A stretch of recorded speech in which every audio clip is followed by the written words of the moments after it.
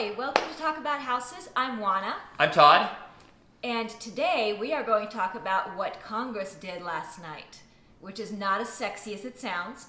Yep. So last night they worked on that fabulous stimulus bill that's supposed to help all Americans. So let's recap what that stimulus bill means in perspective as far as real estate goes. So we remember that way back when they passed the stimulus bill before, and over the summer, and then in September, the CDC said no more evictions. You guys remember that? No more evictions? No more evictions. Okay. Can't do them. So the evictions moratorium expires December 31st. Now, whether that has been included in last night's stimulus bill or not, we don't know yet. But what we do know about that is that some states have honored that, some states have not. Some states have come up with their own.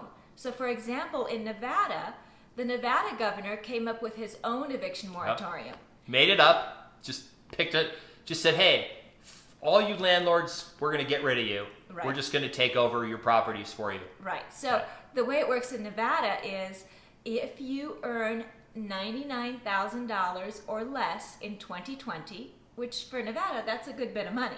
Yeah, that's a lot of money. Most people don't make that here. Right. You will not be evicted for non-payment of rent. In Nevada, if you did not have earnings in 2019, not evicted for non-payment of rent. Yeah. So the idea behind the governor of Nevada's moratorium on evictions and the CDC's moratorium on evictions is to prevent further homelessness, which, that's very noble and that's very good. But what that does, the landlords, is put an extreme hardship, obviously, on them. What the stimulus bill will do for landlords and for tenants, we don't know yet. It was literally a middle-of-the-night bill, Yep. So we'll see what that means to all of us. But remember, both the CDC moratorium on evictions and the governor of Nevada's moratorium on evictions were for non-payment of rent. Landlords were able to still remove tenants for other causes. So, for example, they could file nuisance. Nuisance. So what is a nuisance? Okay, so things like barking dogs, illegal activities, things that are against the terms of the rental agreement. Or the terms of your homeowners association. Right. So you're in violation of the homeowners association all the time. You can deem that a nuisance. Right. Go to the constable. Right. Well, first you have to go to a judge. Yeah, you go to the judge. Right. And then, I think they're doing them all online here.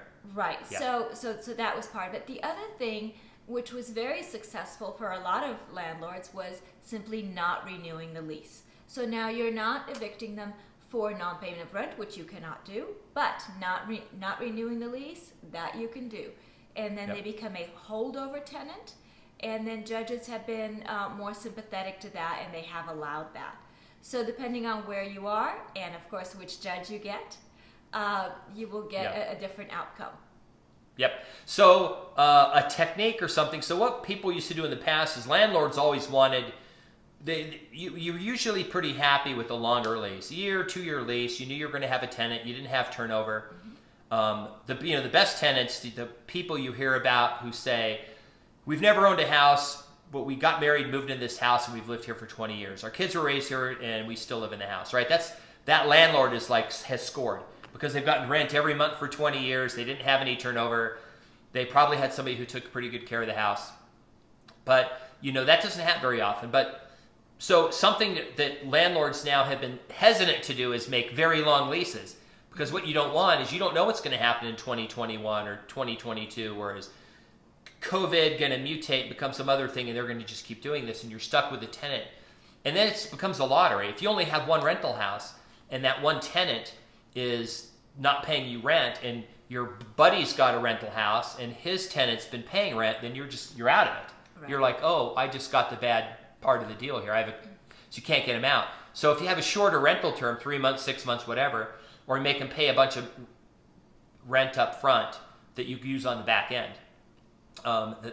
That's a technique. Now, there's some other things in the stimulus bill. There is a $600 payment, basically to everybody. I think you have to make under $100,000 to get the payment. So the good thing about that is that the people who aren't paying rent are probably they're going to get that money. Now there's no guarantee they're going to pay the rent with that money or use it to pay the rent. It's only $600, so in Nevada that's about half your rent payment. And a lot of people are going to say no, I'm just going to keep it, especially if you can't be evicted. Right. So now the upside is for people who have been paying rent. So the upside is that there's really been very little movement. So that means that if you are in a property and you're a tenant and your landlord is willing to extend your lease because you've been making your payments and everybody's happy, chances are that your rent will either stay the same or not increase a whole lot because there's not a whole lot of movement. Landlords are not particularly interested in taking on new tenants that are an unknown factor. So that is helpful to existing tenants. It's also helpful to existing landlords because it kind of stabilizes everything. Everybody is just looking to kind of freeze the status quo. If you're getting rent, you want to keep getting rent. You don't want to switch tenants. Life is good. If you're paying rent, keep paying your rent. They're probably not going to raise your rent much, if at all, and life is good again. So there is a silver lining for some people. Yeah, for some people. The Congress was worried about two groups of people. They're worried about the citizens, individual taxpayers, right? But not higher income people. So basically, like the bottom 2/3 will get some money. People that are retired will probably get that $600. Unemployment, they did make a provision to increase the unemployment and extend it. Mm-hmm. So those people will get some more money to be unemployed. And then businesses. So businesses that are like airlines and businesses like that have been harmed and they have employees on furlough and things like that to give them liquidity so they can get through to the other side of this. But whenever the government gets involved, you have to remember that they can't really cover everybody because it's a huge economy. So like they didn't give money to restaurants to stay open, but at the same time they told the restaurants, hey, you either have to be 25% capacity or 50% capacity, and a lot of restaurants just close because they can't open it. They can't be open at 25%. And then, and others just open anyway, and they say, hey, we're just going to hope no one comes in here like counts, right? Because they have to make money to pay their rent, pay their employees, and pay all the stuff they have for their business. And then the people that always get forgotten are landlords. Landlords like never get considered in these stimulus bills by Congress because they really don't care about them. Is the sad truth about it, because they always say, well, if you're a landlord, you just talk to your mortgage company and make a deal with them, tell them you're not getting rent. But that doesn't. Either way, the landlord eats that. The landlord seems to always end up being on the bad side of these congressional stimulus deals. It never stimulates the landlord; it stimulates everybody else. Right. So, kind of to sum it up, it depends on where you are as far as what the stimulus bill does for you, and as far as landlords are concerned, if you've got a good tenant, hang on to them if they're paying you. Yep. If you're a tenant and you've got a good place to live, that's a win situation for you too. If you're in a position where you're not able to pay rent, there are lots of programs out there, and that's something we haven't talked about, but because they are very much state specific. So there are lots of programs out there where you do get to apply for rental assistance if you qualify. They're not very onerous. I know a lot of people think about it and think, oh, it's going to be too hard, or I'm not going to qualify.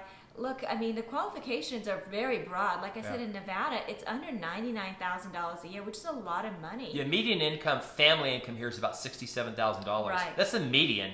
So half people make less than that, and then you go up a third of that to $99,000, and you're probably getting another 25% of the people. So it's 3/4 of the people are going to qualify for that $600. It's a one-time payment, but it's $600. Well, right, and then the other thing is, like I said, there are rental assistance programs through your state. So contact your state treasurer's office and find out what they are and where you can apply. They have lots of places for you to apply. The whole thing is administered usually by your treasurer's office, but there are lots of places for you to apply. Those payments go directly to your landlord, so you do get to catch up on rent. and make your landlord happy, and just kind of make your own heart glad that you're catching up with your debt. So there are lots of programs out there. Probably a lot of these will be extended through the stimulus bill that's making its way to the president's desk. So hopefully this has been a helpful video for you, and we hope to see you on the next video. All right. Thanks.